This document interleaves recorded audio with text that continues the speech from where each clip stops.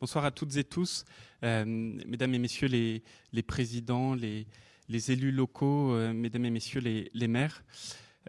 C'est avec beaucoup de joie évidemment que je fais la clôture de cette journée importante. Beaucoup de joie parce que c'est issu de beaucoup de travail.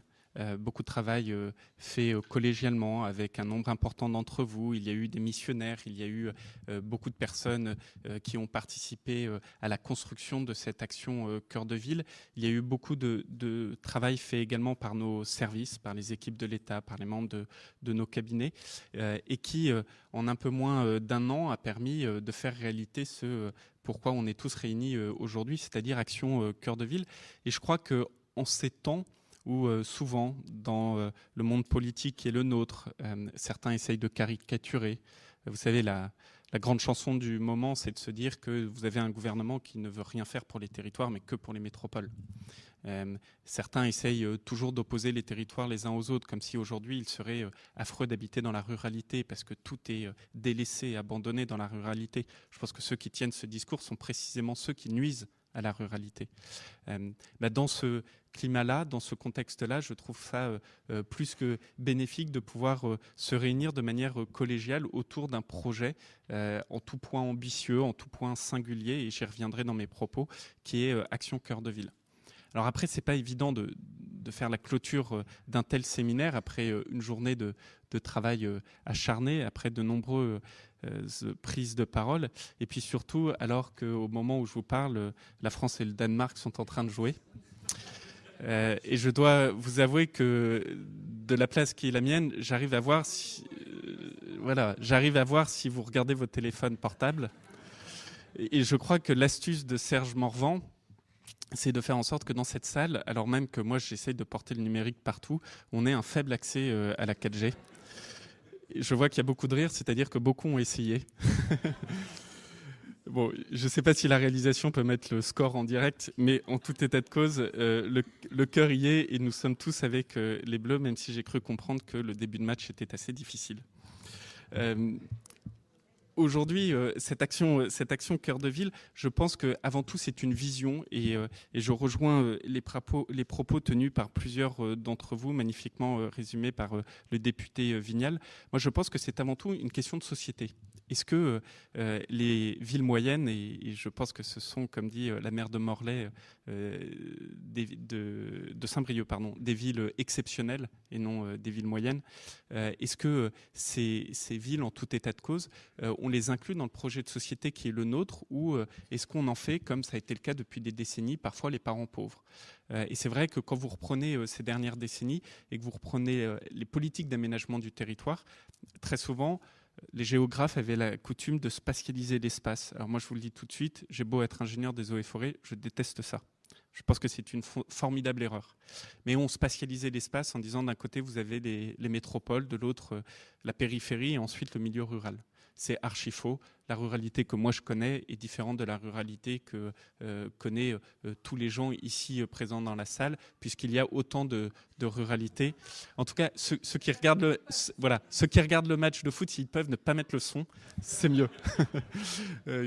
Et que toutes ces ruralités sont très différentes les unes des autres, et qu'il y a des territoires où aujourd'hui la ruralité a des atouts considérables, des territoires avec une dynamique considérable, d'autres qui sont plus en souffrance, et qu'il faut absolument tout prendre en compte. Il n'en reste pas moins, comme le disait Patrick Vignal, que c'est une vraie question de savoir, est-ce qu'on fait des villes moyennes de véritables centres? Est-ce qu'on a une sorte de centralité au sein des territoires avec les villes moyennes? C'est une vraie question, là aussi, d'aménagement du territoire, et une vraie politique, au sens le plus noble du terme, que de se dire, oui, on met le paquet sur ces villes, sachant que pendant des décennies, encore une fois, on ne l'a pas fait. Fut un temps, il existait le plan. L'État était dirigé par un plan d'aménagement.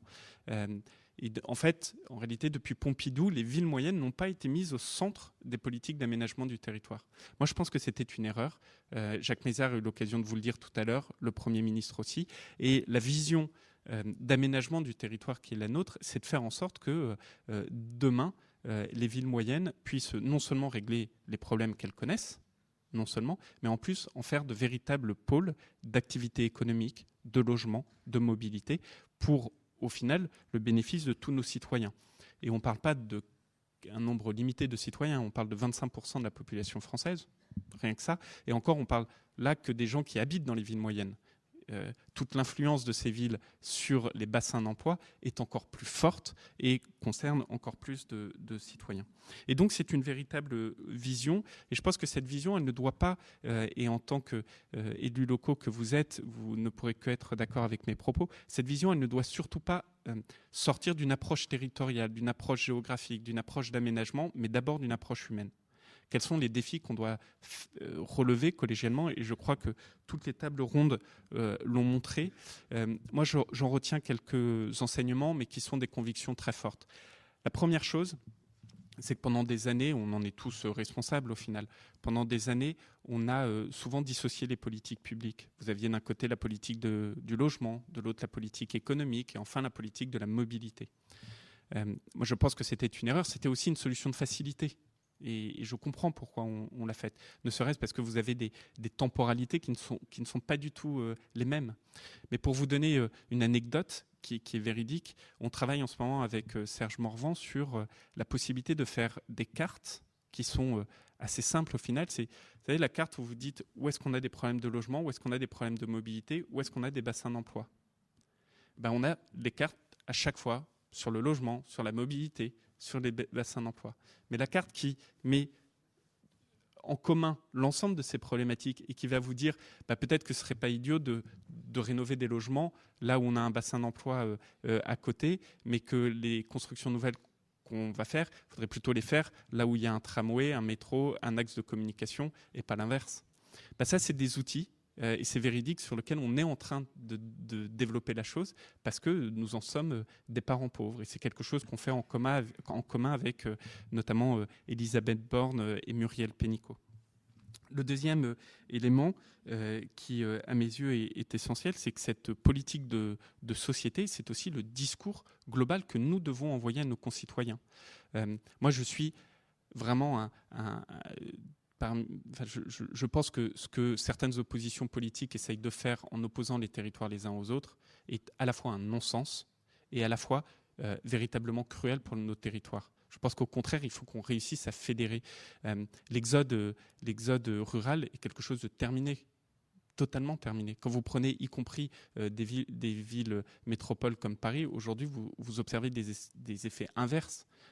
Il faut construire ce discours politique. Il faut donner accès à toutes celles et ceux qui se posent la question d'avoir d'autres systèmes de vie, de pouvoir y avoir accès. Mais ça nécessite beaucoup d'enjeux. Ça nécessite un premier enjeu qui est de lutter contre toutes les fractures territoriales. C'est-à-dire où que vous soyez, de pouvoir avoir les mêmes chances de réussite, les mêmes moyens de réussir. Un seul exemple, le numérique. J'ai beaucoup travaillé ces derniers mois pour faire en sorte qu'on signe un accord extrêmement important avec tous les opérateurs de téléphonie mobile pour déployer massivement le numérique et déployer massivement la téléphonie mobile. Songez qu'en ce moment où on se parle, vous n'avez qu'un Français sur deux qui a accès au très haut débit dans notre pays. 1 sur 2. Quand vous voyez que dans toute l'après-midi, le mot numérique a été utilisé à de maintes reprises dans tous les aspects de notre société, on peut se dire que lorsque vous avez un pays qui ne donne accès au numérique qu'à un Français sur deux, c'est largement insuffisant, mais c'est pire, un manque énorme en termes de développement économique. Et puis, le deuxième élément, c'est que aujourd'hui, on est dans une société où beaucoup de choses sont en train de changer.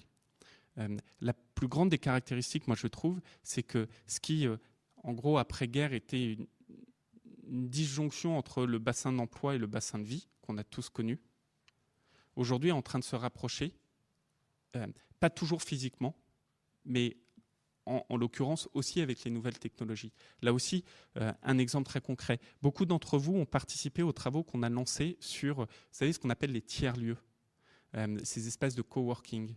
On en voit fleurir partout, mais partout.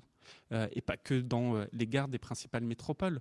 Moi, j'en ai visité vraiment dans une zone très rurale en Ariège. J'en ai visité dans le Nord-Pas-de-Calais, mais dans des endroits là aussi très ruraux dans le Nord-Pas-de-Calais. Mais ce sont des nouveaux modèles là aussi de société, en se disant là où le télétravail, par exemple, est de plus en plus développé, est-ce que nous, collégialement, acteurs de la vie politique, on doit favoriser l'émergence de nouveaux dispositifs d'aménagement du territoire comme ces tiers-lieux. Je pense que ça fait partie là aussi des réflexions que nous devons avoir et que nous devons mener. Alors, Action Cœur de Ville, c'est d'abord cette ambition, cette volonté politique. C'est aussi une méthode, et je pense que vous avez été beaucoup à l'avoir saluée. Cette méthode, moi j'y suis là aussi, et Jacques Mézard totalement attaché, très attaché. C'est une méthode qui vise à avoir une démarche qu'on appelle partenariale, une démarche qui part du territoire.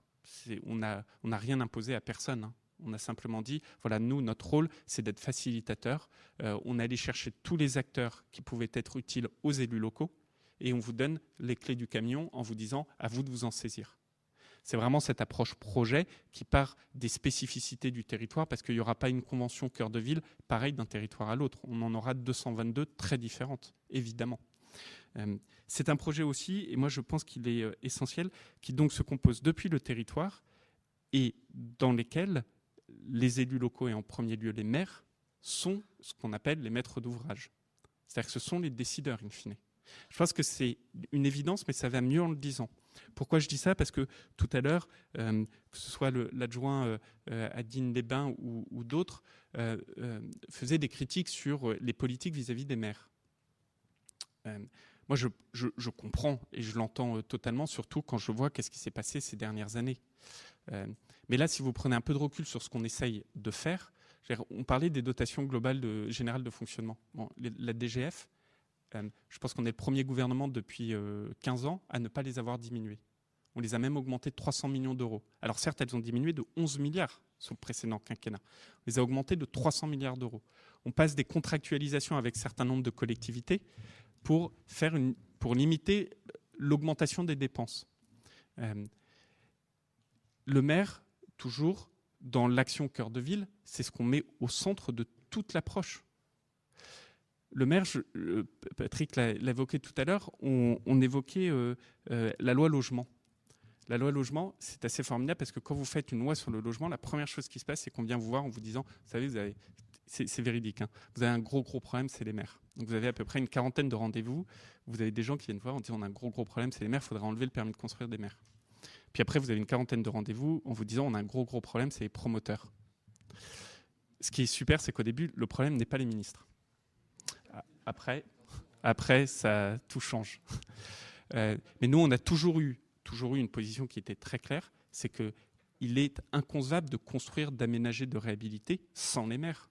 C'est une folie furieuse. L'idée même qui consisterait à dire on va enlever le permis de construire dans la main des maires, c'est non seulement revenir sur l'essence même de la démocratie, au sens le plus noble du terme, mais en plus c'est irréaliste dans les faits. Qui donne les autorisations pour mettre la grue? Qui donne les autorisations de voirie? Qui ensuite va assurer l'éducation des enfants qui y seront? À chaque fois, ce seront les maires. Et donc moi, j'insiste vraiment parce que y a eu des moments où ça a été compliqué dans la relation entre l'État et les élus locaux. Moi, vraiment, j'insiste, cette relation de confiance, cette relation de partenariat, cette relation d'aller de l'avant avec des projets aussi structurants que Action Cœur de Ville, c'est vraiment ce qu'on essaye de faire. Et c'est l'un des points les plus forts de cette méthode, et ce que disait André Marcon, alors il l'a dit en anglais, je le dirai en français, mais c'est faire ensemble. Action Cœur de Ville, c'est un projet, un partenariat. On arrivera à le faire si on le fait ensemble. Et ensemble, c'est bien sûr les pouvoirs publics, les services de l'État sur le terrain, avant tout les élus locaux, les maires, mais c'est aussi l'ensemble des acteurs, que ce soit les bailleurs sociaux, les associations, que ce soit les managers de ville, comme on en a eu de formidables exemples tout à l'heure, ou que ce soit les commerçants, évidemment. On y arrivera si on le fait ensemble. C'est vraiment l'approche qui a été la nôtre, et je pense que c'est l'état d'esprit également qui a été retranscrit tout au long de l'après-midi, et je m'en félicite. Enfin, dernier point, l'idée derrière tout ça, c'est d'être le plus ambitieux possible. Alors être ambitieux, c'est d'abord avoir une volonté politique. J'ai essayé de vous la confirmer, si tant est que cela soit nécessaire. Je crois que vous l'avez entendu très clairement ce matin dans la bouche de Jacques, puis du Premier ministre. On a cette volonté politique de vous accompagner avec cette nouvelle méthode qui est simplement d'être à votre service. Et un des reflets qui verra le jour très prochainement, c'est l'Agence nationale de la cohésion des territoires, qui en fait, derrière ces mots, vise un énorme changement, qui est comment demain on fait en sorte que l'administration soit au service de ceux qu'elle sert, et non pas au service de son directeur général ou des ministres. Dit autrement, comment on fait en sorte que demain, l'ANCT, cette fameuse agence, elle se réveille le matin en se disant de quoi ont besoin les élus locaux, parce que l'ANCT est faite pour les élus locaux, et comment je peux les servir. C'est une refonte profonde du métier de l'administration qui est en train de piloter Serge Morvan. Moi, je suis convaincu qu'on va réussir à véritablement changer la donne et à faire quelque chose de très très bien à votre bénéfice. Le deuxième élément, c'est cet après-midi, on a beaucoup parlé de commerce, c'est essentiel, mais vraiment, il ne faut pas perdre de vue que tout ça, c'est dans le cadre d'un triptyque entre l'économie, le logement, la mobilité, et que vraiment l'action qu'on essaye de mener, c'est pas évident, c'est même parfois difficile, mais c'est toujours ce qu'on essaiera de faire dans cette continuité avec ce triptyque. Le troisième élément, c'est qu'il nous faut être innovant. Innovant, je l'ai dit par exemple avec ces tiers-lieux, même si pour beaucoup de territoires ça n'est déjà plus de l'innovation, c'est déjà une réalité. Innovant, tout à l'heure certains parlaient d'innovation sociale, il faut l'être. Certains parlaient d'outils financiers avec BPI France, avec la Caisse des dépôts. Vous savez, dans la loi Pacte, que certains, et notamment notre cher président des chambres artisanales le connaît très bien, la loi Pacte, c'est quelque chose sur lequel, là aussi, on va essayer de favoriser au maximum, et parfois avec véritablement des changements ou des lignes qu'on a fait bouger et qui n'étaient pas faciles à bouger. Et je sais que beaucoup d'entre vous ont participé ardemment à cela. D'autres ont évoqué les territoires zéro chômage longue durée, avec l'initiative Grand Guillaume, qui est une initiative qui, en son temps, avait fait couler beaucoup d'encre. Moi, je pense qu'il faut véritablement voir si ça a marché, qu'est-ce qui peut être repris. Et les premiers résultats tentent à montrer que beaucoup de choses ont montré. Et enfin, certains ont parlé du numérique. Évidemment que le numérique est une source, là aussi, d'innovation importante pour l'ensemble de nos territoires. Bref, une vision, en tout cas c'est celle qu'on a essayé de porter, et j'espère que vous en aurez été convaincus encore aujourd'hui, une méthode qui à nos yeux est vraiment ce qu'il nous faut faire, mais cette méthode, comme le dit André Marcon, elle ne marchera que si on la porte ensemble, et une ambition qui est précisément celle d'être ambitieux, et d'être ambitieux vraiment à votre service. En tout cas, soyez assurés qu'on est à vos côtés, on fait tout ça pour vous, parce que vous êtes l'échelon qui est le maillon indispensable, qui est le maillon maître d'ouvrage, qui est le maillon qui fait sur le terrain, et que notre boulot, c'est de vous aider au maximum. On le fera parfois pas autant que vous le souhaitez, parfois par des chemins qui n'étaient pas ceux que vous espériez, mais en tout cas avec cette volonté sincère, tout ça au bénéfice des Français qui, au moment où je vous parle, sont tous devant leur télévision, et je vous remets à vos smartphones. Merci beaucoup.